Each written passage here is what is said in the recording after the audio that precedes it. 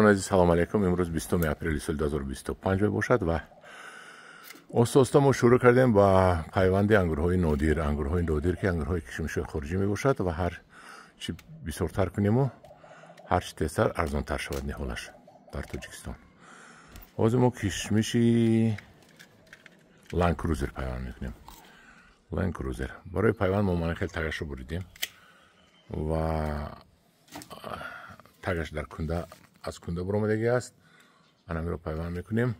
ولی استفاده نشونته و پیوندی رو ما گرفتیم. منم خیلی نشونته با کورچه چه تیز کردی. با کورچه میگیریم هم خیلی دو طرف تیز کردیم. دو طرف تیز کردیم. بعد شد چخل بکنیم. خب اول توزه کن. او برگکش توزه کن. همه برگک رو توزه میکنیم که دیگه برگ نبروه دست بیان. اگر شاید با کورچه از بخش میبریم.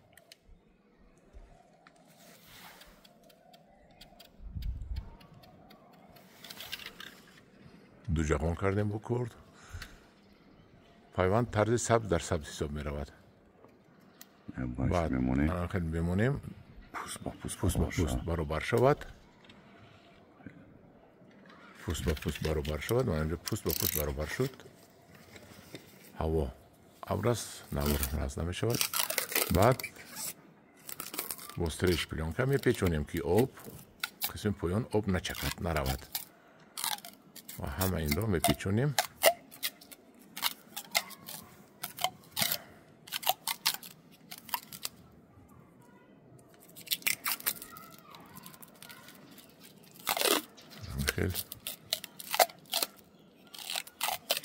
اگر آنکه بولوام نرویم میشود لیکن خیلی پسری من هم خیلی پیوند عادت کرده است میرود و نمش نپرد گفته سرش پیلان کرده تو بولوم میپیچوند فقط هم بگم رک شده میموند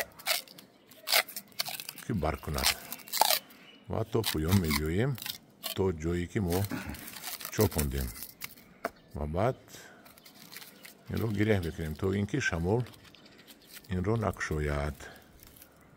خیلی گره کردیم تو اینکه شمال نکشوید. انا همدوران عزیز این بود طرزی اجرا کردن پیوندی سبز در سبز. سیاه در سبز هم خیلی می شود.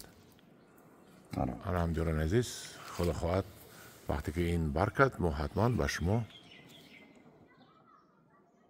نشان میدهیم.